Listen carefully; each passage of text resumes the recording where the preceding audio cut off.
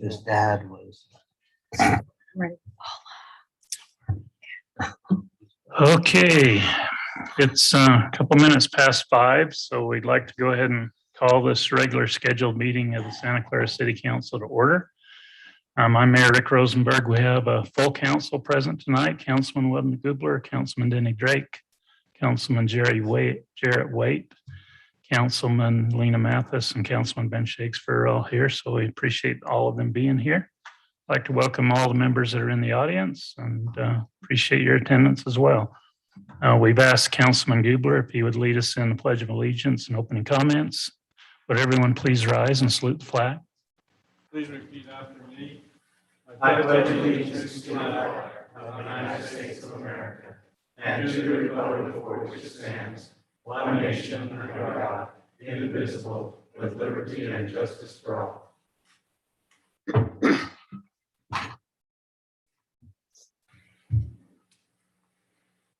Our dear Father in heaven, we're grateful this evening for the opportunity we have of being at this Santa Clara City Council meeting. We're grateful that we have a beautiful town, that we have an opportunity to serve with the wonderful residents that we serve. We ask that thou would help us as we make decisions that might concern the town, that we might be wise in those decisions. We're thankful for our staff that helps to make this city beautiful and to keep it safe and to keep it such a beautiful place. We're grateful for all that you do for us. We say this in the name of thy Son, Jesus Christ. Amen. Amen. Thanks, Wendell. Do we have any general citizen communications? Anyone who's here to address the council on an item that's not part of the published agenda? You have one that just walked in. Yeah. Tell him to hurry, Brad.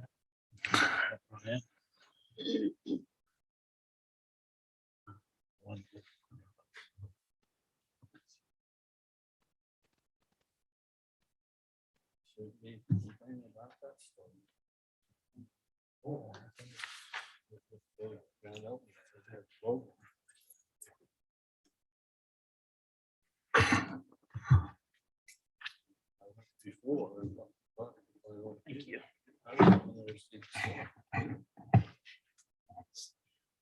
Brian Reed, I'd like to address the council regarding the ACE sign. Brian, you want to come to the mic and state your name and your address and the concerns? Yeah, my name is Brian Reed. My address is 3604 Sagebrush Drive. And so I understand I have like 2 minutes or something. 2 to 3 minutes, but Okay. we'll, depending on how the discussion's going. Okay, I have no idea how long it will take. I just wrote down a bunch of thoughts. Okay, so I'm just going to read it if that's okay.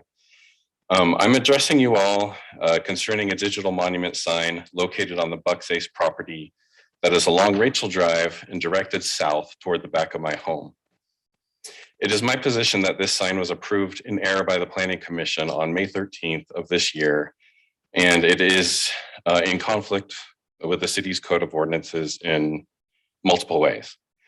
As soon as I found out about the Planning Commission's approval of this sign, about a month later, I wrote an email and a follow-up email to all the council and the mayor regarding my opposition to it, and included what I felt like was a perfectly reasonable compromise.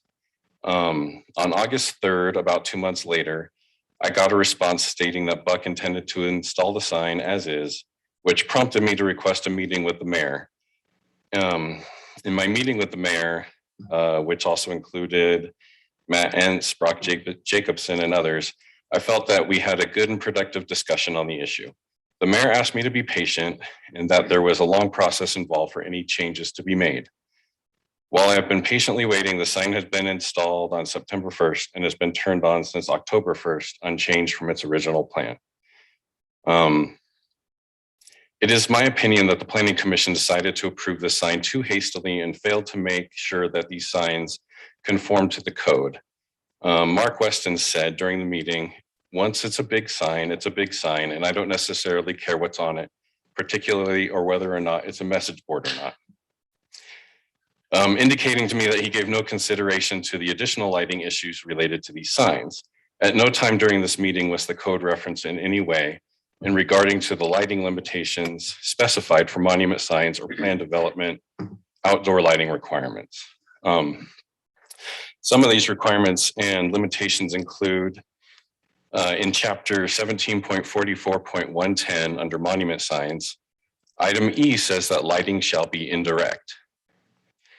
EMC signs, also known as light emitting diode signs, use direct lighting to display messages and are extremely bright so they can be visible in direct sunlight. The United States Sign Council Federation defines EMC signs as using direct illumination.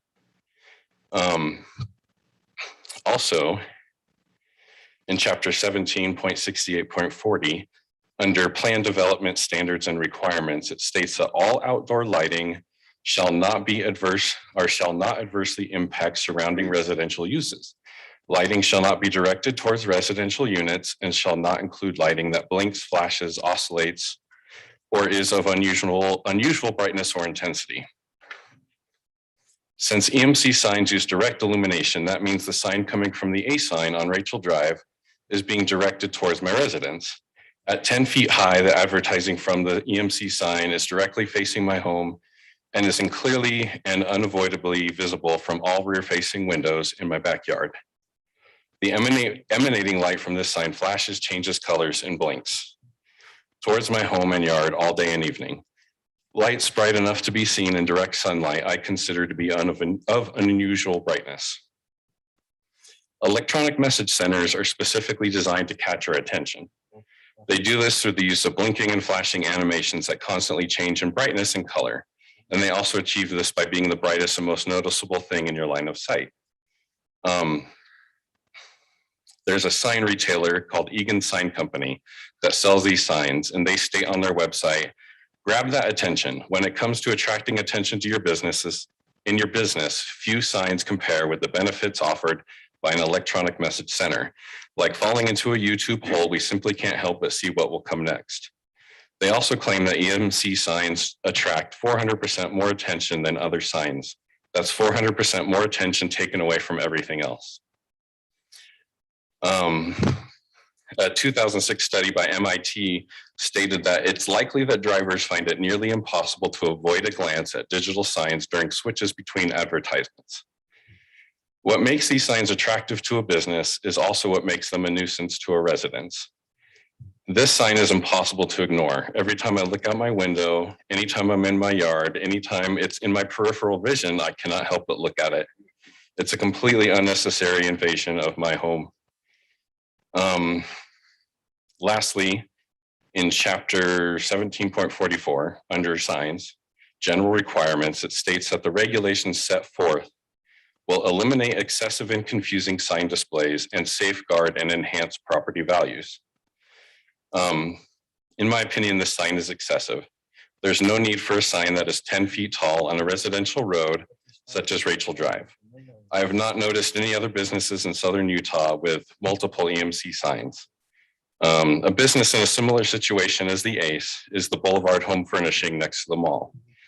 They have an EMC sign that is on North Mall Drive, but they don't have a sign on the smaller residential street that would face towards residences.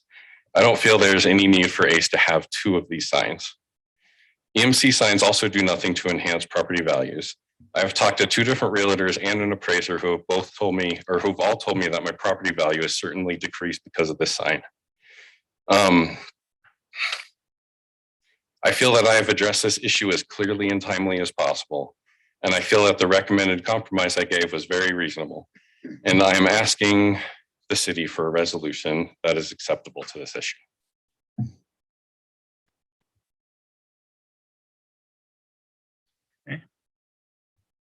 Any questions for Brian, council?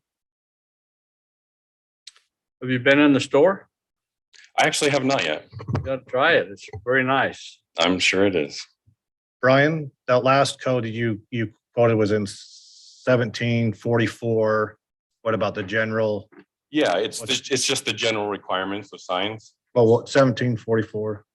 Yeah, it's like the very beginning. All right. Just signs in general. I have everything written down here if you want to look at it. Matt, any comments on the code? I'm just generally speaking, I mean, the code sections that Brian, he quoted the code accurately, that is what our code says. And one of the discussions we've had before about this is that a direct lighting sign is not defined in our ordinances. I know there's been a citation to, and I don't recall the name of the group that said that these are direct lighting signs. Oh, it's the, let's see, the United States Sign Council Foundation. Okay. I've never seen them reference as anything but a direct light. And that's fine. I appreciate that. But that's not a definition that's in our ordinances. Our ordinances talk about direct lighting signs, that they do not talk about EMC signs. There's no definition that connects the two. And that's part of the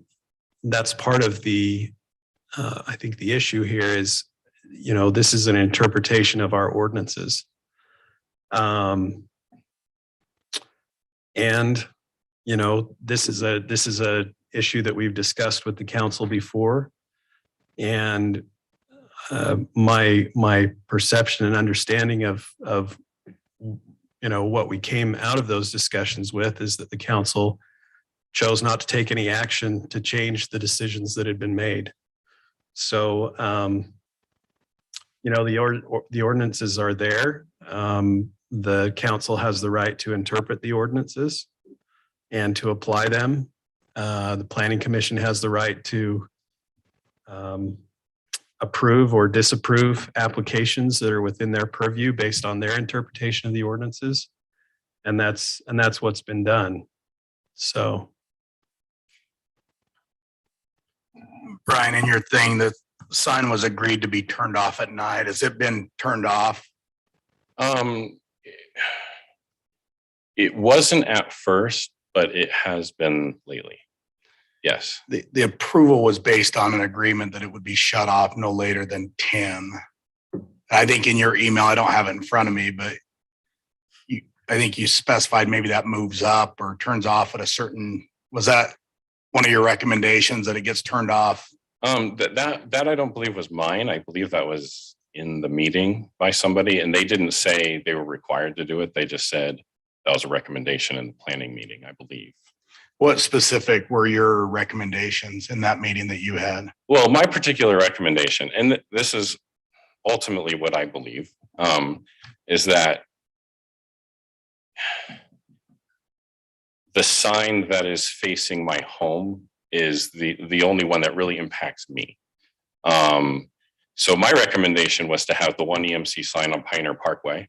I figured that's a main road. That makes sense, but not on the residence, that they're just a normal A sign without the billboard on top was the recommendation that I give. And I gave that well in advance of the signs being installed. It was as soon as I found out. It was in an email that I believe I sent to all the council. Yeah. Okay. How long have you lived in your home? 18 years. So you've been there a while, and was it commercial property in front of you at that time? It was all, so when I first moved into my home, it was basically, I was practically the end of the heights. Like the next thing you saw was the church building, and then you kind of saw Ivans past that. There kind of wasn't a whole lot around. Even the rest of Sagebrush wasn't there when I moved in. When I moved in, there was a developer, Fry, I think his name was trying to put homes all around. And that's what I remember when I first moved in. Since then, I never really thought too much about what could or couldn't be there. If you knew there was commercial property, it would make a difference. Because I'm well aware that you don't know what's going to go in if it's commercial. yes, and I have nothing wrong with the ACE coming in. In fact, in the meetings of the ACE, I was in support of the ACE, and I still am in general. I have nothing wrong with them being there. But on that same note, the Ace knew that I was their neighbor. You know, I didn't know who my neighbor was going to be, but Ace knew what his neighbors were going to be, or whoever it is, Buck, Ace, or whatever. So on that same note, I would say the same thing, that he put his business knowingly next to the homes in the neighborhood. Well, it's commercial property. That's basically. Yes, it is. But the code, I kind of go back to plan development standards and requirements where it says all lighting shall not adversely impact surrounding residential uses. Lighting shall not be directed towards residential units and shall not include lighting that blinks, flashes, oscillates, or is of unusual brightness or intensity. That to me is part of the big difference. I have no problem with a building having signage. That's typical. That's fine for me. It doesn't matter. The fact is that with it being so tall and with it being flashing, blinking, you can't unsee it. It's always there. To me, it's an unnecessary sign. It's an unnecessary nuisance.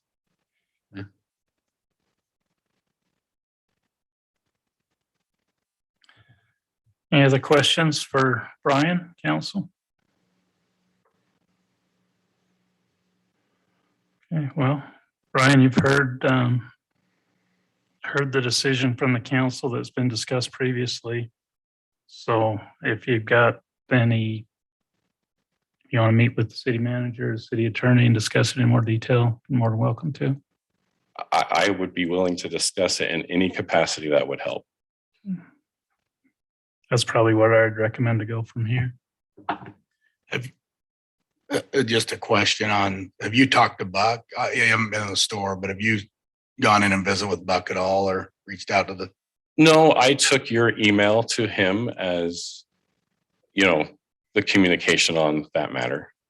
I never particularly talked to him. Honestly, I haven't seen him. I haven't really seen him around. I've seen other people around talk to him about different things, but I haven't seen Buck. I think it'd be good. It's specifically to this. I think it'd be a good meeting. This is my recommendation. I would love to. I think, yeah. So. Lowry's gonna be here too. I know that he said he wanted to be a good neighbor. And like I said, I really truly mean it when I say I knew I was next to a commercial property and I knew what could possibly be there, like anything. And I just feel like this is an unnecessary sign that doesn't need to be there. You know, everything, you know, there's other things that I deal with having the Ace by my house. There's more noise, there's more things like that. But according to the code, you know, everything's being done fine. So that is what it is. Yeah, I'd encourage you to meet with Brock and with Matt. Okay. And also Councilman Shakespeare, you know how to contact me. If you could tell Buck, I'd be glad to talk to him. No, I will. And I know again, his views a little differently, but I know they've shut the parking lot. They're working on even taking those earlier at night. So I think they're open to being good neighbors. So obviously on the sign, his position was, it was approved. He agreed to shut it off at night. It had been ordered when your email so. And I do understand that perspective, but I kind of go back to, you know, what does the code say? And that's where I'm sticking to that. Mayor, can I make a comment? Sure. I think in fairness to Brian, you know, and for myself, I'm happy to meet with Brian again, but you know, unless we get some other direction from the council or unless, you know, Buck agrees to do something different, again, in fairness to Brian, we can meet with him, but I don't know that I have anything different to tell him. I would probably suggest then that we put it on a regular scheduled meeting as an agenda item. I mean, I've given you 18 minutes. I've got legislature right behind you. I understand. That if we do want additional, our staff get together and maybe meet with Buck and come back with a recommendation or as possible action from the council and bring it back as a regular scheduled agenda. And I'd be happy to come back. And you'd be more than welcome to come. Thank you. Okay. Thanks, Brian. Governor Ipson. is in our presence. And Representative Snow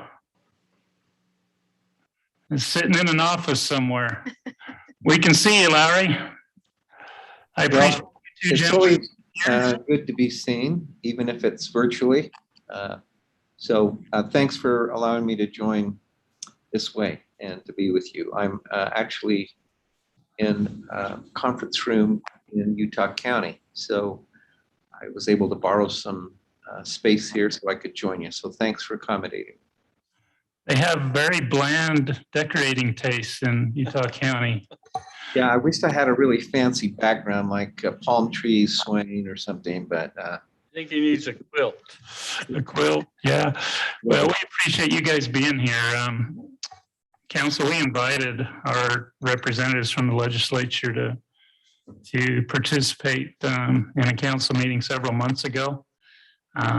We wanted to take a few minutes prior to the start of the session. I know that you guys have committee meetings all year long, so maybe the session never ends, but before it begins officially, to give you guys a chance to maybe inform the council a little bit on what you anticipate happening this year during the session, anything that you would give us a heads up on, and also give the council an opportunity to maybe give you guys some input on things that we're concerned about that's going to be happening in the legislature this year. So why don't we start there? I think I think we're here to, at least I'm here to hear what your concerns are. The legislature's meeting. That concerns me too. Okay. Council, I don't know if who wants to go first. I'd like to go first. Go. I'm concerned about mandates, about COVID mandates that President Biden is coming down with.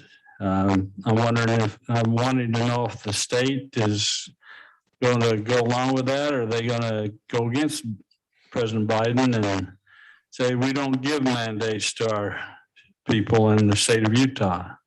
Well, I couldn't agree with you more. And I think the legislature agrees with you. You know, it's sad. The Biden administration they're blackmailing us a little bit. They sent a letter that dealt with OSHA.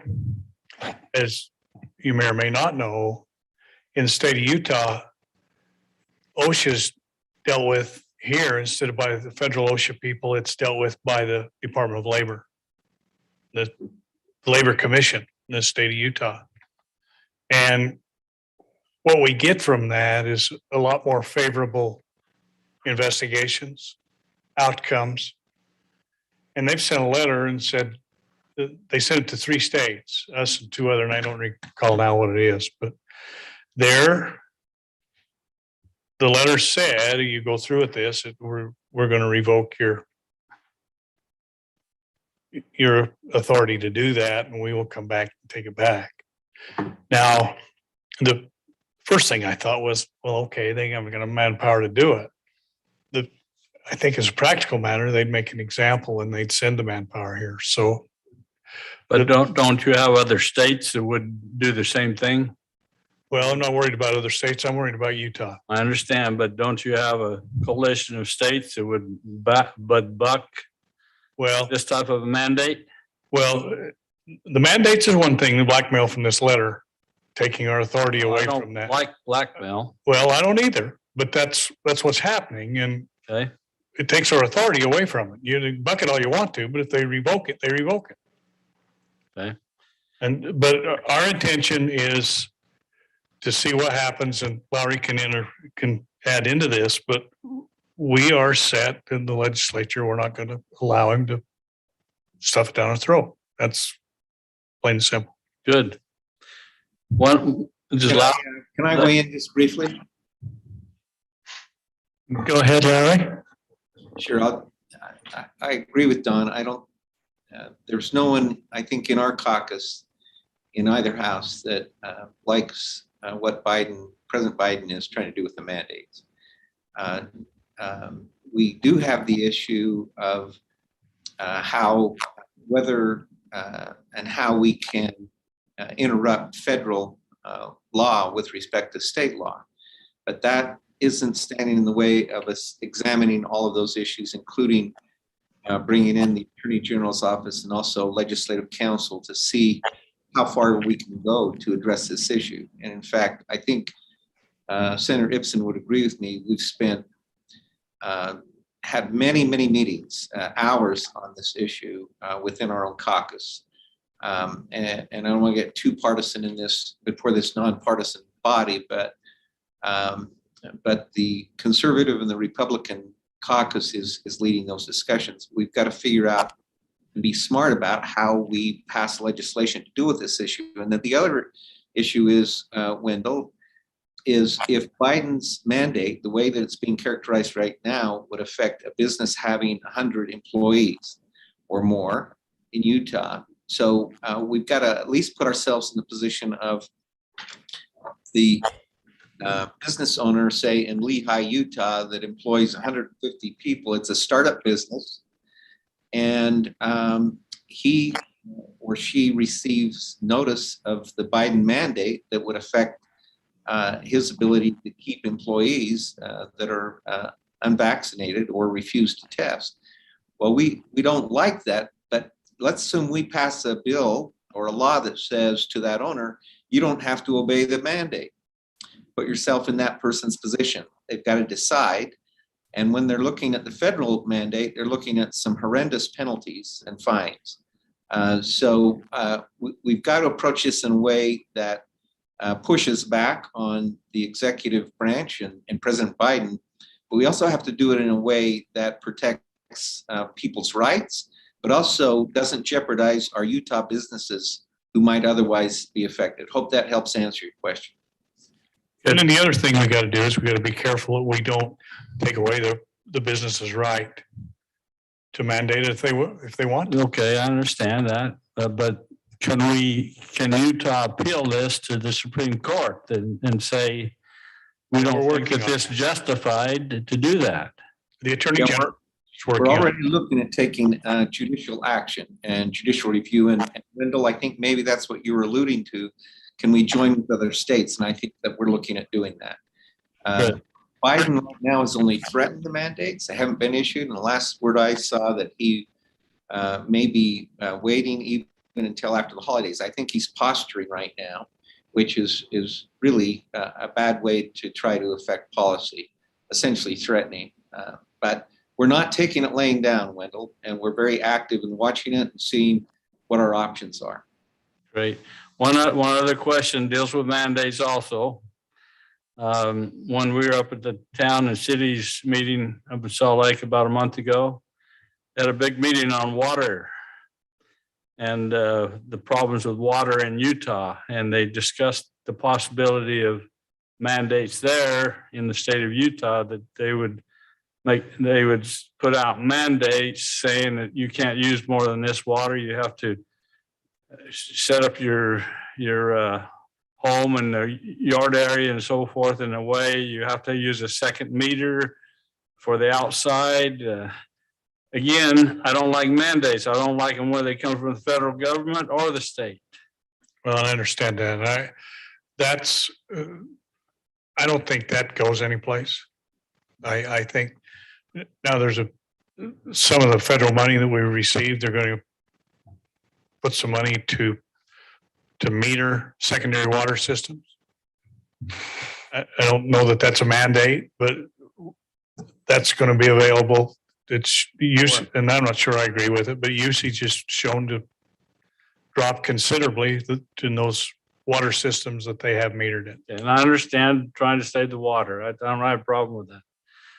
But Washington County Water Conservancy District appeared here about a month ago, and he was high on doing a mandate and xeriscaping, getting rid of trees, not planting trees, getting rid of the grass. I'm not sure I agree with all that. Well, I'm not sure I do either. You see what Tucson did. They went to xeriscape and their utility bills went up. So there's a happy medium here someplace that I agree that deals with that. Okay, that's my questions. Is there, and while we're on water, it's a big subject, any potential bills in the legislature that would impact communities? I don't know about potential bills, and I'm not aware, Wendell, of any mandates like you suggested. And of course, we don't hear about everything everyone is working on. So I don't say that it's not the case. But as long as we're talking about water, Mayor, can I just talk a little bit about the legislation we passed last session, establishing the Colorado River Authority of Utah? Absolutely. I don't need to tell you all here listening that water is a primary concern in the area we live in, and it is in the state. A lot of people don't know this, but the Colorado River services about 60% of our population. It's not just about trying to get it here from Lake Powell, but Utah has vested rights in the Colorado that if we don't protect them, if we don't do everything we can to protect them, it's not just southern Utah that is in jeopardy, but up and down the state as well. So we passed legislation that created the authority. We funded it. And the reason is, frankly, and I don't know whether Senator Ipsen agrees with me or not, but we're a little bit behind the 8 ball in terms of taking more active approach in terms of protecting the most important natural resource to our state and to our citizens. The water in the Colorado is absolutely essential to provide life, but also economic vitality to our state. This is a 6-person board, and it's vested with authority to actively, and I'm not sure these words are in the legislation, but to aggressively protect our rights. It has direct relevance to our situation in Washington County.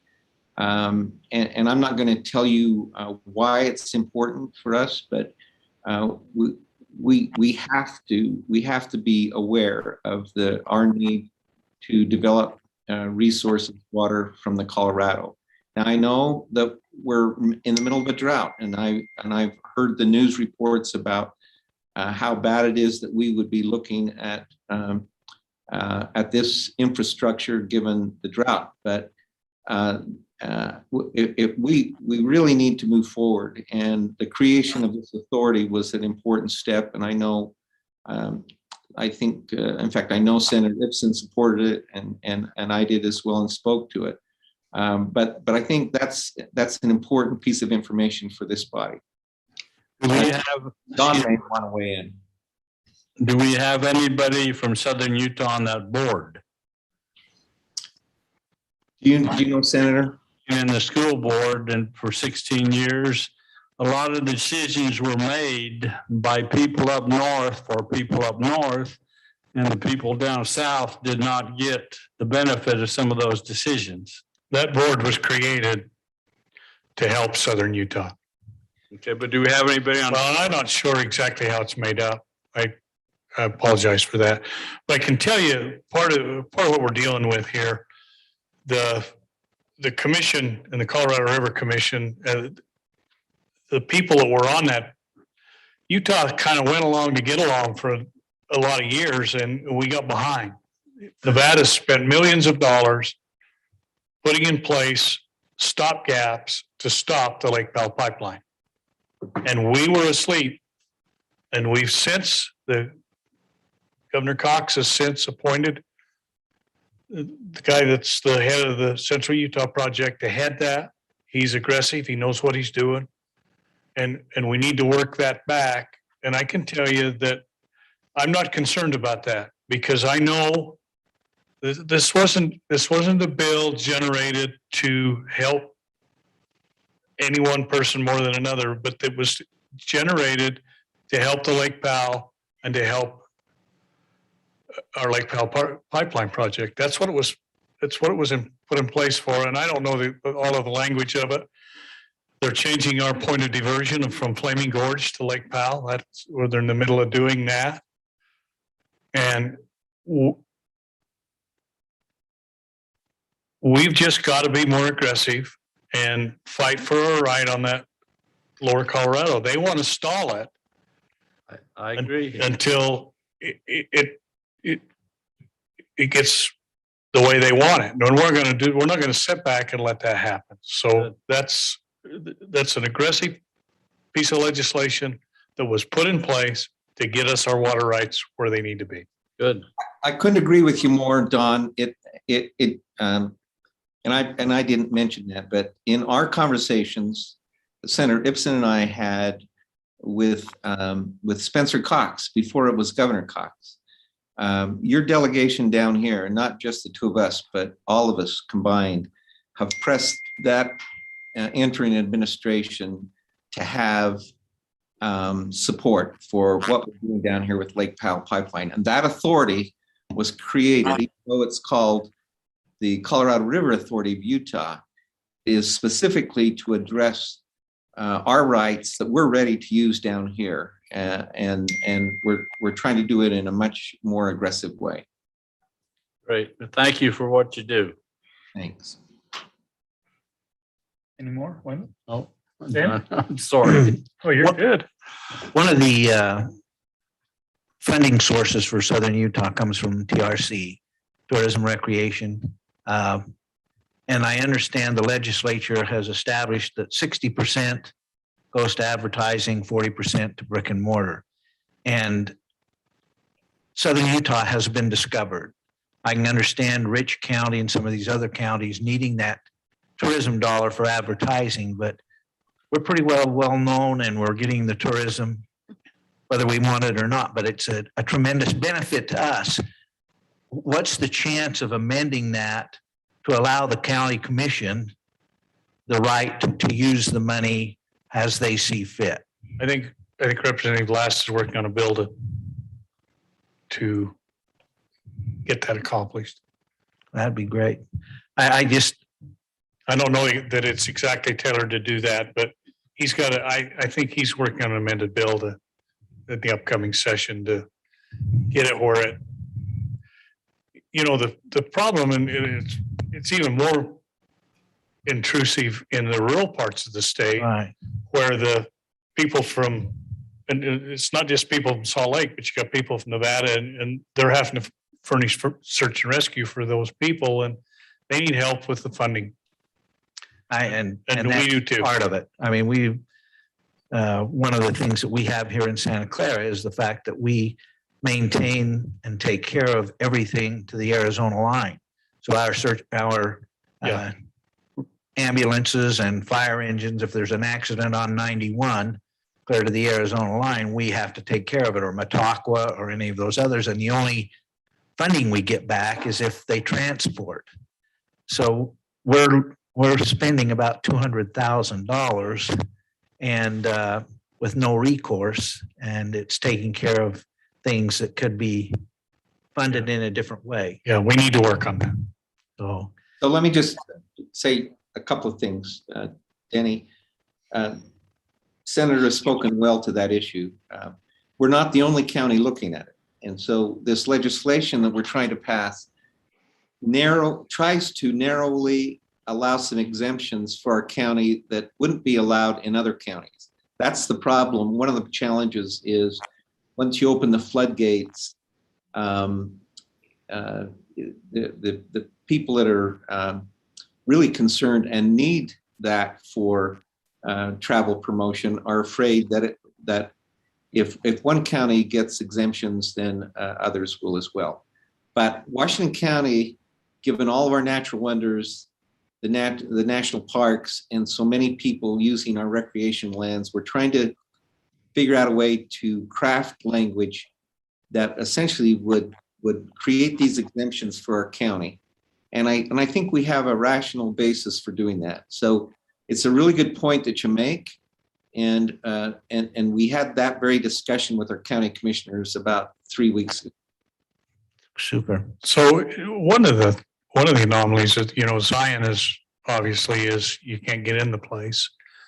and some of the others, but you know, Bryce Canyon for Garfield County, Bryce Canyon hasn't rebounded at the same rate.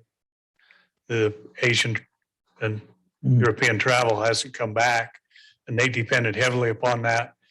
It's far enough away that the Vegas and California traffic kind of stops here, and they struggled a little this summer. They haven't had the growth, the rebounding that the rest of us have enjoyed. Well, and I think what you're talking about is being able to tweak it for Yes. each individual county in some way, legislate the ability for the counties to determine where the money is spent rather than 60% for tourism and 40% for infrastructure. It seems to me that being able to allow the commissioners to use it in sensible ways that would benefit their county, it would be an excellent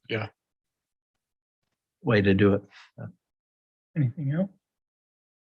No, I just think, again, like Wendell, we appreciate what you do and how you do it, and we're grateful for your representation up there. And Well, we're grateful that you send us. We're honored to serve. Jared? I'm just curious how the name change process will happen with Dixie State. Will it just be a bill that gets run by someone in the House or the Senate, and then is that how it works? I just haven't heard the actual process. Well, it's a bill that will start in the House. The Okay. Higher Ed Committee approved that today, sent it on to the legislature. If it passes the House, it'll come to the Senate.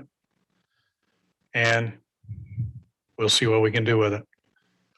Do you know, is it possible someone from down south could actually sponsor that bill? It seems kind of strange when a town, if someone from up north sponsors the bill. Is that There isn't anybody down south that wants to sponsor the I bill. know that's the trick, right? I'm just curious if that's even. That's why somebody from up north is running the bill, because we won't. Okay, good to know. Now, I took the bill over last year during the general session and tried to come up with a compromise to bring it back to have the community have some input on the new name, or whether the name should be changed. And we delayed it, and that bill, it's what it was, and the name change committee worked on it, and you got what you got out of that. So it probably passes the House. It's touch and go whether it'll pass the Senate. Okay. Well, yeah, again, thank you for all you do. I really appreciate it. Lena? You were easy. Yeah, I'd say that. Okay. You didn't talk about internet at all. Fiber. I was waiting for fiber. He saved it. I don't think it'll have to come through that. I've got it right here, Mayor. I just, I'll thank you in advance once again for both of you and your work. I have a couple of things, and Brock might want to bring up more on one of them, but I have a couple of items that are a little bit of a concern. One is, I know there has been a fairly large lobbying effort to remove a municipality's ability to regulate short-term rentals.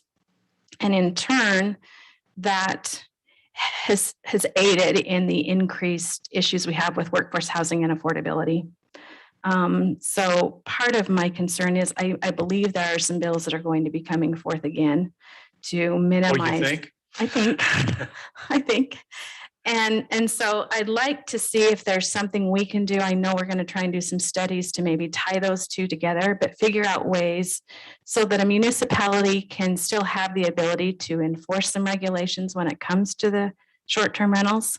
We've got some really good ordinances in place so that we have the ability then to offset it, to be able to keep the pricing down, to work with some workforce housing and affordability issues.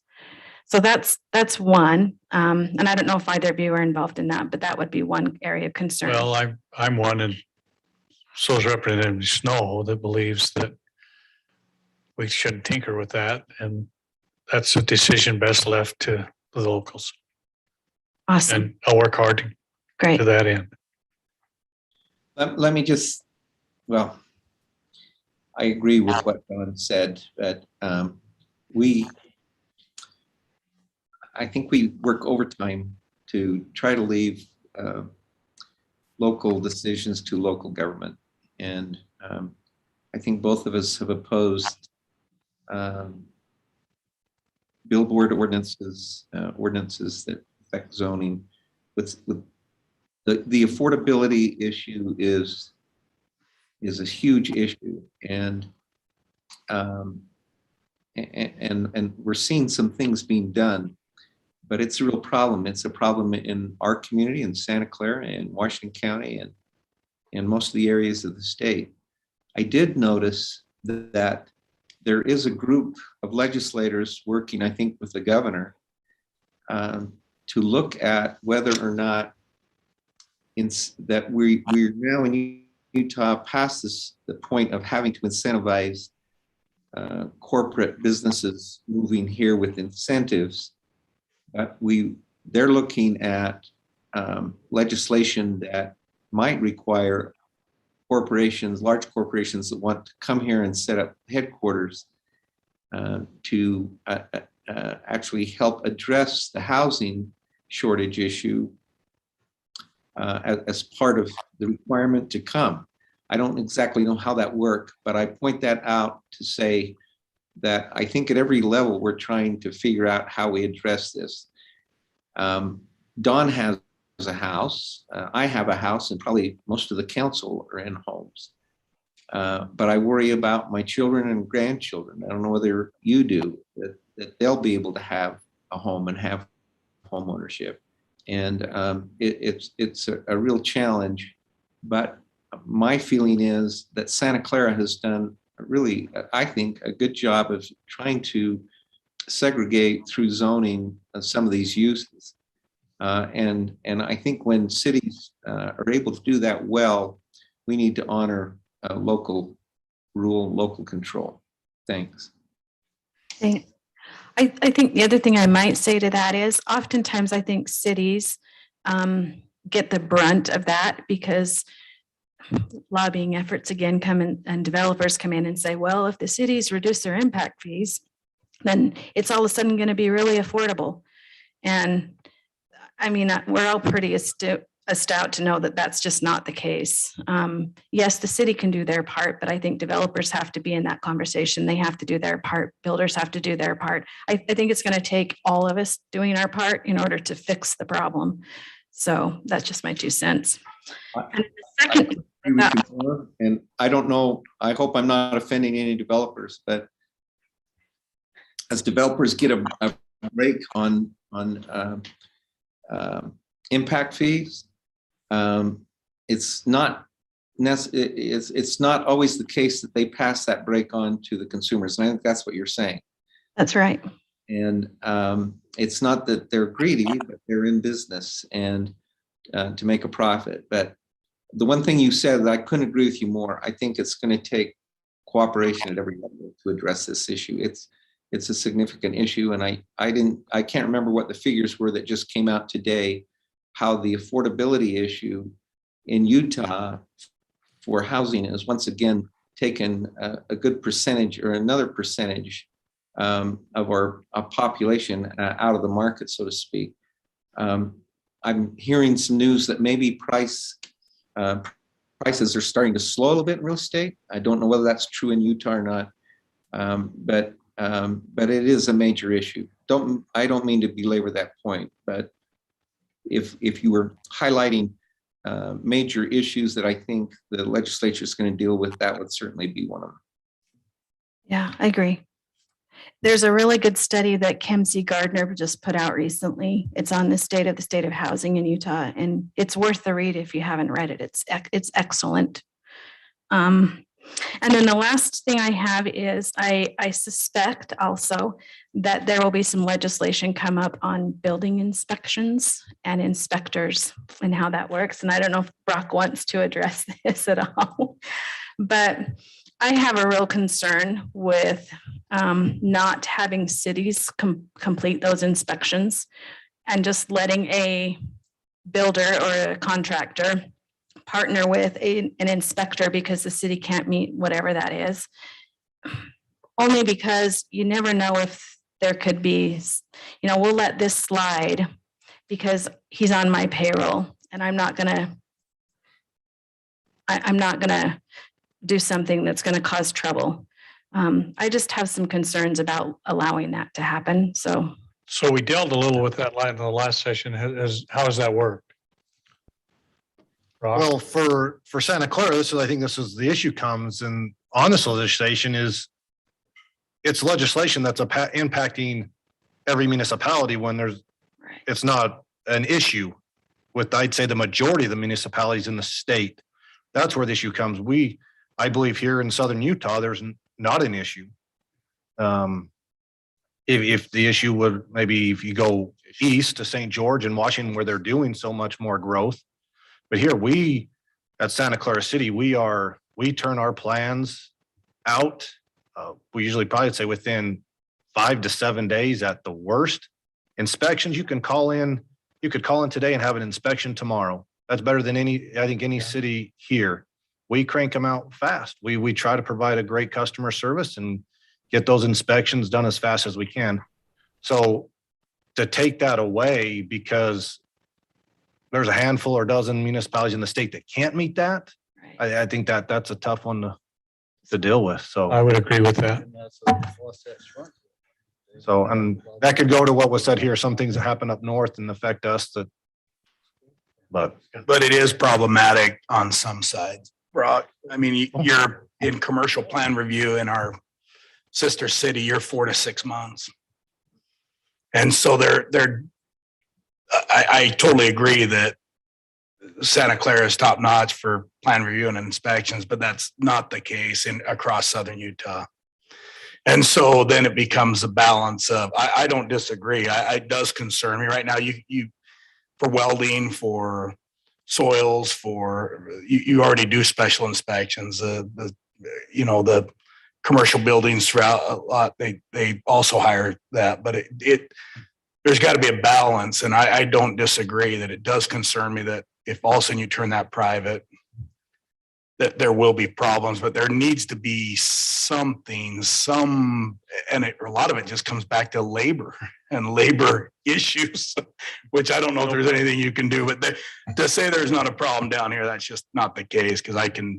But not in Santa Clara. I can tell you that right now.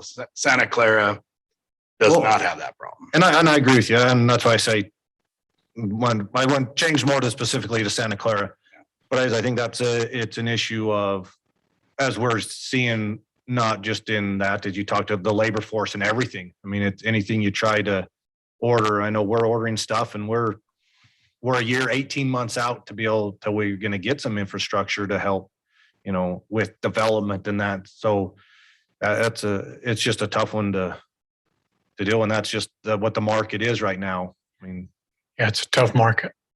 Well, it's, as is most of the case, usually the local jurisdiction handles it in a different way and is able to handle that better than someone from outside of the area telling you how to handle it. And so the more or the less restrictive that you can be in the legislation to allow the local municipalities to manage it.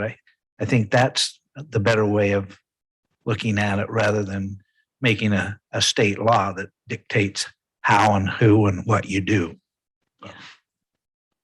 I agree. Agreed. That's all I had. Dan? I was going to defer my time to Wendell since I always took his, but I already took. all right, I do have a couple things. We're not on a, obviously we don't have ports. We don't have that. We have a lot of our cost problems are due to problems at ports. As a state, do we have any ability to help expedite? My guess is no, but is there any discussion on that, on how, and really, is there anything we can do? Well, the state of Utah is working on an inland port concept that I don't know that if you had an inland port, that it would alleviate the problem you're having in the harbor in Los Angeles, Long Beach. But unfortunately, I believe that the state of California and their policies are pretty much to blame for, it's not a driver shortage, it's a truck shortage. That's, they've outlawed owner operators to work in that space. They've done some things that crippled free trade to get the supply chain is crippled because of that. And you got the same thing on the East Coast. You got these highly unionized states, and you got it's just a logjam. And the other thing is business is pretty brisk. Yeah. And that's, so it's, our economy is humming right along. And I personally believe that we're facing a cliff at some point. We can't maintain this at the rate it is. A lot of it is propped up because of the federal money that's been paid to people to stay home. Yeah. So, the state's working on that, and the inland port should alleviate some of that problem, but I don't know that it will fix the logjam that's in the harbor at this point. It'd be good if we had it up and running. We'd see. Yeah. Well, you hit on it a little bit for my second question is about energy. You mentioned California, which I want on. We have a really good model of really good bad policies in other states. And as we close down, we hear discussion on, electricity and knowing that California, when we want to talk about housing problems, California's power is 4 times what ours is. And so my concern is we watch us, the discussion goes electric and clean this and really is led away from developing technologies in fuels that are actually affordable to the average homeowner, meaning clean coal, natural gas, things like that. And as these things come off, those power rates, you want to put a burden, raising rent by a couple $100 a month may seem minimal when you quadruple power that same customer, and then it becomes states subsidies and things like that just puts a burden across everybody. So on the power, and I know there's a push in several areas in the nation. Obviously, we want clean air, we want clean water, and that's improved dramatically over the last 50 years. But how do we keep, as we see these come off and the push to close down these affordable plants, what's your? Well, IPP and, California bought that power and they won't buy it because it's coal generated, and that backs up to other generating plants throughout the region. And they closed the Navajo generating plant at Page. Just makes me sick. Yeah. I mean, they didn't close it. They decommissioned it and blew it up. I mean, that was using clean coal that come out of Cayena, and it was brought by an electric train, and there was absolutely no pollution out of that power plant. But California wouldn't buy it, and that's where we are. And it scares me to death, the implications of that overflows to our own ability to buy power. Yeah, and I think we can clearly look at the results. I mean, the results are right there in our face. Yeah. And yet nobody talks about it. I mean, we all talk about affordable housing. And so I guess that's just the concern. And I'm obviously. And I share that concern with you. Yeah. And I do as well. And I'm not saying affordable housing is the only issue. Energy for our state and developing our energy resources. I think our position and the position of our caucus is we develop all of our resources. And but if we didn't recognize that there are issues changing in the industry, and that's why the economic downturn we're seeing in some of our counties, our neighbors on the eastern side of the state, we've got to figure out a way to utilize all these resources, and we're working hard to make sure that we support technology that, for example, that utilizes coal, utilizes our coal. But it is a concern, and the cost of energy are certainly a concern, and that's one of the reasons why you have companies looking at Utah and not California. At least that's one of the reasons. But you make a really good point, and it is important. Perfect. Last question, might be a loaded question, but where does our governor, I watch with these mandates and the mandates from our president, and I listen to our governor, and you listen and you see extremes from every state. Where does our governor stand on it in what he's saying? Well, I believe that our governor has a very common sense approach to figuring this out. He knows what the energy, he knows what the coal is, he knows where we need to be, and I think he supports that.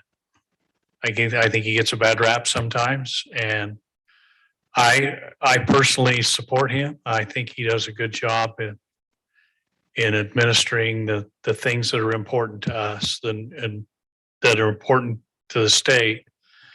As far as his energy policies, I think he's tried to help the coal industry. He's done everything he can do to support the natural gas supply, and he's one of us. Is he one of us on the mandates? Yes. Okay. Yes, he is. All right. I want to tell you, he was one of the first to come out absolutely opposed to what President Biden was doing on the executive order. So he gets that, and he has been part of the discussions with leadership and the Attorney General's office in terms of how we address this thing in the courts. He's been spot on and I'm part of the leadership team in the Senate, and we've had discussions with him on these mandates, and as we've kind of navigated through that, he's absolutely spot on to help us. Okay. I want to flip things around. What can we do to help you guys? Is there issues coming up or bills coming up that we need our support on? Do we need to? I've made a couple of trips up there and sat on some committee meetings, and I don't like wearing ties, but you're not wearing a tie tonight, so I can come up there without a tie. So what can we do to help you guys? If you wear one, you need to wear a flashy one. So I can't afford a tie, and so I will tell you, one of the things that you can do, you don't have to come to the Capitol in this day and age to participate in a meeting and make a difference. They're all available. All of the committee meetings are available by Zoom, and you can do that. You can participate. You're able to raise your hand or make it known that you want to speak. You ask what you can do. I think that we need to communicate. If you see, because you'll see issues sometimes that we don't see. You know, they draft 1,200 bills in a session, and it's pretty hard to, and we'll only see or hear half of those. But there's still the potential of those are out there that could be a problem. If you see a problem, you need to let us know. You know, my Representative Snow and I both have our phone numbers are published, and you have them anyway. If you see something, call us, text us. A call or a text is probably more effective than an email, because when some dopey issue comes along, people tend to flood our email boxes, and you run the risk that we might not see them. But there's the text or a phone call is a lot easier to deal with. We need to help you. You need to help us, and we're available. You elected us. You sent us there. Make your wishes and concerns known. And I think that we do a pretty good job of respecting your time, and I'd hope we'd never not do that. So can I just add a comment to that very quickly? Amen to everything Senator said. But I would also tell you where it would help is I believe you're active with the league, where some of your members are, maybe you all are, I don't know. Regardless of how you feel about the league, they become, I think, really effective of helping you be aware of legislation that can affect your city. If you can leverage that or piggyback on that and let us know in advance on a bill that they highlight and maybe has consequences you don't like, send us a text and say, be aware of it. And I know some folks, I know everyone's busy at the city, but some folks will have one of your staff use one of these apps that notifies them when a certain bill is coming up for a vote. And it always helps us to get a text or a heads up on something. And I know every city doesn't have the same resources. I get that, but we hear fairly regularly from the city of St. George, and Sean Guzman texts us a lot about stuff that's pending. And I'm not saying you all should compare yourself to them. I don't want you to, but that is a way that you can help us and that we can fulfill your expectations.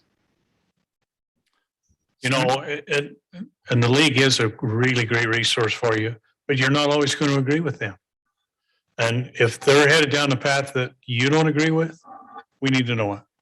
Yeah, we really need to know it, because our sense is oftentimes that if they're taking a position, a favorable position, then our cities are okay with that. So it would help us if we can get your communications. Senator, you mentioned something today on the phone about policing or something that could affect the city with the police department. Yeah, I mentioned to you, Mayor, that I've been asked to work and head up actually a committee to review what's been called justice reinvestment that was passed in 2015. There are some issues and problems relating to that with law enforcement and public safety. And I think you're going to see some legislation that addresses some of those issues and tightens up some of the accountability of those who break the law. So just be aware of that that's an issue. And by the way, we like hearing from, we really enjoy working with your chief, Bob Flowers, and your law enforcement. We support law enforcement. But there's some constantly a few issues in that regard that need to be tightened up, and that's something that we're working on. Thank you, sir. I got to tell you, you can't believe how incredibly lucky you are to have Bob Flowers running your public safety department. He has been around Bob a long time, and he's the real deal. You're lucky to have him. You need to keep him as long as you can. That's the plan. Brock, did you have anything you wanted to add that hasn't been discussed? No, I think You're good? everything. I just want to say thank you, guys. You guys have been good friends for a long time, and I appreciate you taking my calls when I call you. And both of you do. And Well, you're great. I'm probably safe in saying this. I've probably been your friend longer than anybody in this room. yes, you have. And I like the way you do things. And you've been noticeably quiet tonight. So is there anything you want to ask us? You know, I sit here and I'm thinking, and a lot of my issues have to do with, you know, federal mandates, environmental mandates that I know you guys don't have a lot of say in. If You live with that every day. if you could get a Corps of Engineers office down here, I'd be ecstatic. If you could get them to back off the endangered species a little bit, it'd be even better. If the BLM would sell this property, woohoo! But I know you guys are busy fighting other fires, and so one of these days, maybe I'll get a congressional rep at the mic. Now, well, They're not as good as taking my calls yet. I don't know what the deal is. Just keep calling them. They will. They get tired of. But you can support Ipsen when he runs for Congress, you know. there you go. We'll do that. We'll do that for sure. The only thing I'm going to support is an old folks home. We're building one here. Well, that's good. Yeah. Save a space for me. But you guys do a great job, and I really appreciate you taking time out of your schedules to come here and talk to us. feel welcome to come anytime. And if you need anything from us, don't hesitate to shoot me a text or make a phone call. I've got you in my caller ID as well. Thank you. Mayor, do you mind if I say a goodbye? No, go ahead, sir. Then I'll sign off. You know, you're my city council and this is my town. And I'm just really honored to be able to serve. And I also appreciate your service. Only those who serve in public service know something of the sacrifices and the time, and none of it is compensable really with the money, if there is any. But I just want you to know I'm really proud of my community, and I want to thank you for the work that you all do. And not just the members of the council and the mayor, but the staff too. You always treat us really well when we come in with an issue, and it means a lot. Well, thank you, Larry. And I would say the same thing. I may not live here, but you're my city council too. You elected me, and I want to do the best I can for you to represent you. And you guys do a great job. So thanks again for coming. You bet. We're honored to be here. Thank you. And good luck. Good luck with the session. Yeah. Thank you. We'll need it. See you later. Okay. Would you?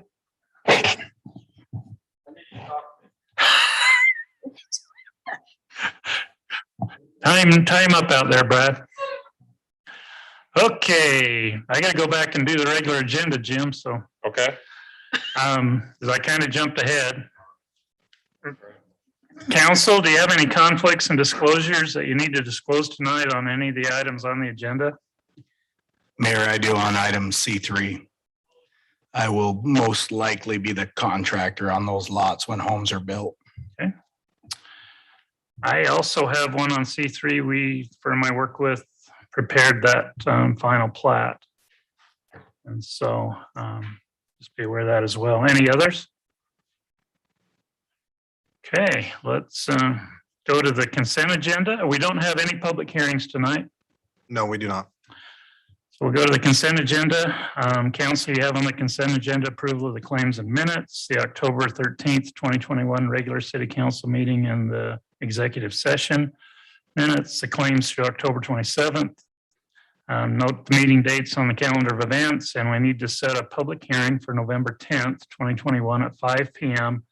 to discuss and receive public input regarding a power rate increase. Any questions on any of those items?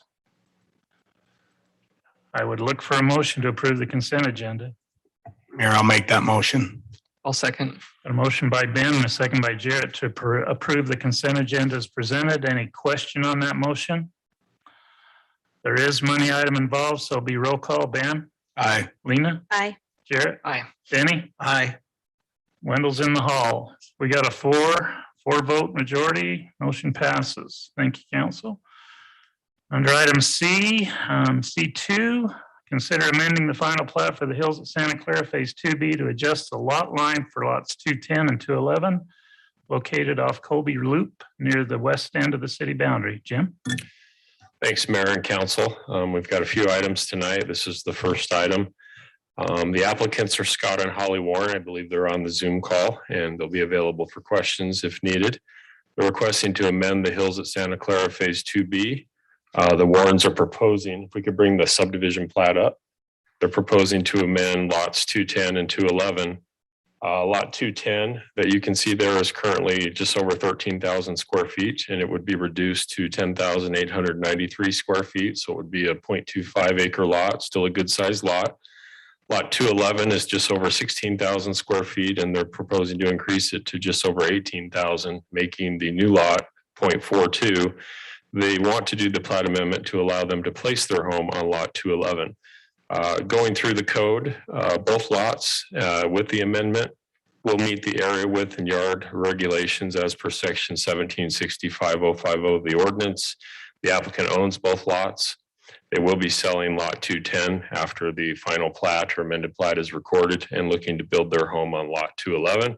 This will still allow for 2 new homes to be built in the neighborhood. The subject properties are known as 1471 and 1483 Colby Loop. We did send notices out to neighbors and we did post the property. We've not received any responses. We did have our reviewing departments take a look at the plat. Power department wants to make sure public utility easements are in place. They are required. Public Works indicated that any public utility easement that's affected by this amendment needs to be relocated. So that's another thing. As far as state code considerations and the requirements that I just mentioned briefly, as per Utah Code Section 109A207, we feel that we've met those requirements with this application and met all those requirements required by state code. Under our planning staff recommendation, planning staff recommends that the Santa Clara City Council approve the amended final plat for lots 210 and 211 of the Hills at Santa Clara subdivision 2B, subject to the conditions as outlined in the report. So we have 3 conditions. I also wanted you to know that the Planning Commission met on October 14th of 2021, had a public meeting, and after the public meeting forwarded a positive recommendation to the City Council for your consideration of this item. And so that's what I have for you. If you have any questions for me, I'm happy to answer those. Thank you. Jim, the original plat had some notice of hazard notes on it relative to the Santa Clara River. Are those, I don't see them on the plat. It has to do with erosion hazard and floodplain and the potential, I think, minimum floor elevation criteria. That probably just needs to be that same information relative to these 2 lots. We can put it on for these 2 lots if that was on the original transferred plat. onto the So original. it's regarding the river. Okay. Yeah, the river's right behind those 2 lots. I don't know if the applicant's trying to speak, but we'll get to that in a moment. Sound okay. So we could add that as a condition potentially that we add that note on the plat prior to recordation. Okay. Any questions for Jim, council, before I allow the applicant to speak? Here, on that you just said that these are down. Okay, Colby Loop. You're right. These are adjacent to that. Yeah, the 1 lot is adjacent to the Santa Clara River. Yeah, and it's the bigger lot that the Warrens are going to build on, and they're aware of the river. I think there's a wall that's in place already. Right. I just want to make sure that So, notice of hazard transfers through okay, with the amendment. Any other questions, council? Are the Warrens on the phone? Christelle? They are. Are they on Zoom or just on telephone? I'm Zoom? here. I'm zoomed in. We can't see you, so that's the reason I asked. So go ahead and, oh, there you are. Go ahead and introduce yourself. And I'm Holly Warren. I was just going to mention on I believe the erosion hazard. I believe that was there before the developer put up the retaining wall, and now there's quite a. So I'm not sure. You're breaking up, Holly. We didn't hear the last 2 sentences. Oh, I was saying the developer had put in a large retaining wall back there on the back of 211. Yeah, So they put in the rock riprap, but the erosion hazard zone never was revised, and the floodplain hazard notes have to do with the elevation of the minimum finished floor on the property, which you're probably quite a bit above, but the condition still, the notice of hazard still needs to be on the plat so that it's not lost. Okay. They've mitigated most of the risk, but we still need to make sure that they're alert to it to meet city ordinance. Okay. I can have the surveyor add that to the plat. And it should be the same notes, similar notes anyway, that's on the existing plat that's recorded. He's just a little older than you. Okay. Staff can help him with it if they need it. Okay. Anything else you want to ask the council or present, Holly? No, I think that was great. It was pretty straightforward. Just Okay. Council, any questions for the applicant? If not, then anything else from the staff? I'd look for a motion. I'd move to approve the lot division with the amendments that are needed and according to the planning commission recommendations with the hazard added to it. Okay, got a motion. Do I have a second? Second. Motion by Denny and a second by Ben to amend the final plat for lots 19 and 20, or excuse me, I'm jumping 210, ahead. 211. 210 and 211 of Santa Clara, of the Hills at Santa Clara Phase 2B, with the conditions from the Planning Commission and the additional recommendation on the notice of hazard from tonight. Any question on that motion? Final plat, roll call. Wendell? Aye. Denny? Aye. Jarrett? Aye. Lena? Aye. Ben? Aye. The ayes have it unanimously. Thank you, Holly. Thank you. Okay, item C3, consider amending the final plat for lots 19 and 21 of the Roan subdivision located off Benelli Trail north of the Santa Clara River. Jim? Okay, Mayor and Council. Shakespeare Development Group is representing Joshua Hurst, the owner, who's requesting to amend the Roan subdivision. The applicant, if we could go to the plat, the applicant is proposing to amend lots 19 and 21.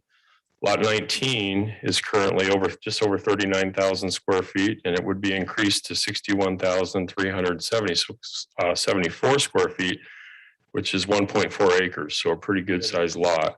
Lot 21 is currently 40,557 square feet, so just under an acre.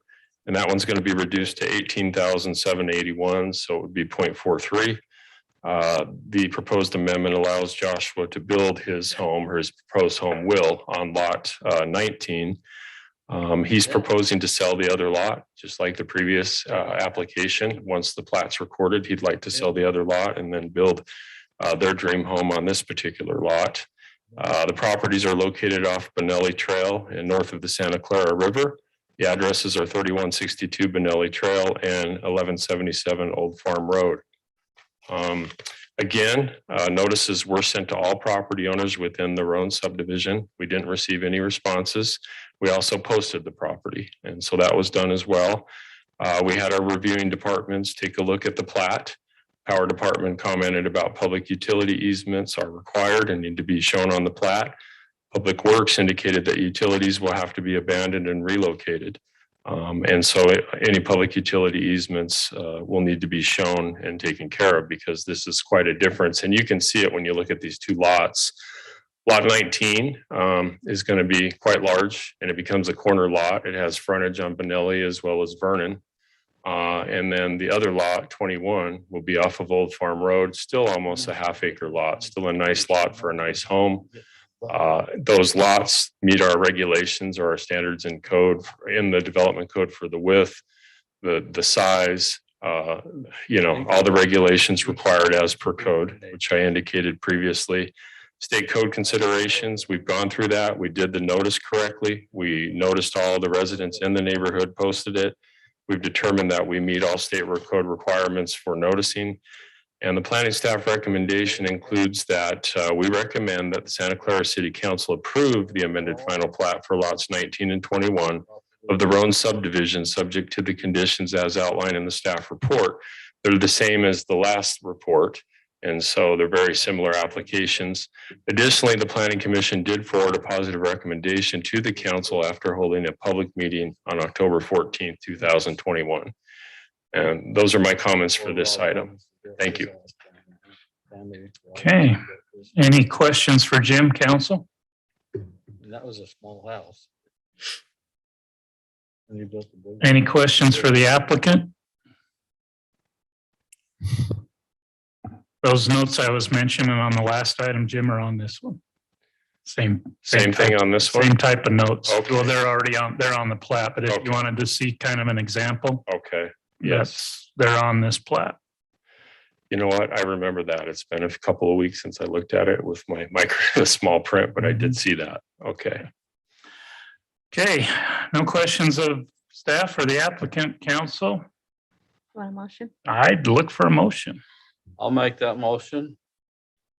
I propose that we amend the final plat for lots 19 and 21 of the Rome subdivision located off Benelli Trail, north of the Santa Clara River. That's all I need to say? That's I got a motion. Do I got a second? I'll second it. Were there conditions on this one? Yes. So you're including the condition? Yes. And the fourth condition, yeah. On the motion? Yeah. Okay. All right, any question on the motion? Again, roll call vote, Ben? Mayor, I'll recuse on this. Lena? Aye. Jarrett? Aye. Danny? Aye. Wendell? Aye. The ayes have it, 4-0. Thank you, council. Item number C4, consider approving the preliminary and final plats for Heights West Plat A located on Blair Circle near the Harmon store. Jim? Thank you. This one is one you've seen before. I did make a slight mistake in the project description. It did go to the Planning Commission last year on November 12th of 2020. They made a recommendation for this property for it to be combined into one lot. So you'll remember this one from last year. It came to you guys, the council, on December 9th of 2020, the next month. But the previous owner took lot 6 and 7 of this subdivision plat and combined it into one lot, just over 24,000 square feet, with the idea of building a large home, maybe a pool, an RV building, some things like that. They've since sold the property, and the property owner now is Trevor Carlson. He and his brother Micah Carlson, who's in the audience with us today, would like to build 2 homes on the lots. So basically, the proposal is to go back to the original lot 6 and 7 of the subdivision. So take it back to what it was. But they are re-subdividing the property because the previous owner followed through with the amended plat and recorded the document at the county showing it as one lot. So when you take a piece of property and you divide it into 2 pieces, that's a subdivision of property. So he's now looking to re-subdivide. Lot 6 would go back to its original description, just over 12,000 square feet or 0.29 acres in size. Lot 7 is a good sized lot, a little smaller, about 11.5, 0.26. Both lots meet the area width and regulation and yard standards of the code, like we've talked about before. Now we get 2 new homes rather than 1. So we'll have 2 new homes on the cul-de-sac there.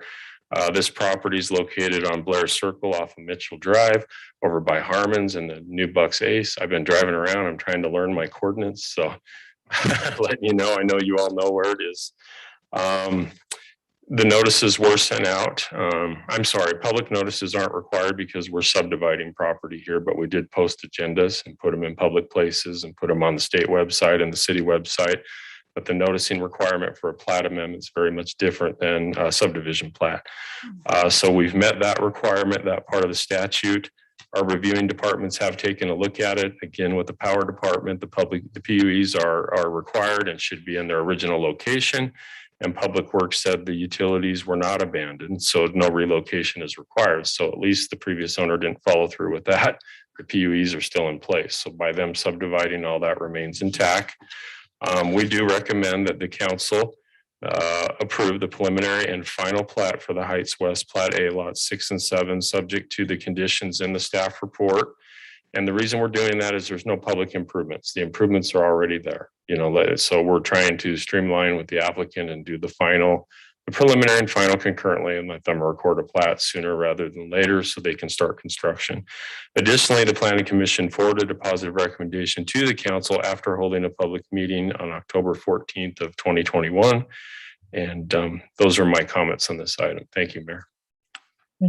Thanks, Jim. Any questions for Jim, council? We do have part of the team here if you have questions. Question for Matt, just procedure. Is this one motion, do both, or we need to do 2? No, just one motion is fine. Yeah. So we do preliminary and final at the same motion? Yeah. Okay. Yeah. All right. Do you want to make any presentation from the applicant? Fairly straightforward. Okay. Council, any questions for the applicant? All right, I'd look for a motion. I'll make that motion. I move that we approve the preliminary and final plats for Heights West Plat A located on Blair Circle as presented with the conditions presented. Second. Got a motion by Jarrett, a second by Wendell to approve the preliminary and final plats for Heights West Plat A located on Blair Circle as presented with the conditions presented. Any question on the motion? It's plat, roll call again. Wendell? Aye. Denny? Aye. Jarrett? Aye. Lena? Aye. Ben? Aye. Passes unanimously. Thank you, sir. Number 5, consider a proposed code amendment to include section 17.22 internal accessory dwelling unit, IADUs, to be permitted in residential zones and approved ordinance 2021-14. Jim? Thanks, Mayor and council members. Thank you for having us back tonight. We came to you on October 6th and had a work meeting with the council to talk about IADUs and some of the changes in House Bill 82 that was put in place and approved this past year and signed by the governor. Since that time, or the time we had the work meeting with you on October 6th, we were able to proceed to a public hearing with the Planning Commission on October 14th, where they heard the item and took public comment. They did forward a positive recommendation to the council for you to consider the approval of this code amendment or ordinance amendment, which would include IADUs to city code. Just briefly, I just want to say that planning staff and legal counsel, myself and Matt have worked on this to propose the IADU ordinance for your review and consideration tonight. Just quickly, I'd like to define an internal accessory dwelling unit, or IADU, if we have any callers on or anybody who has specific interests.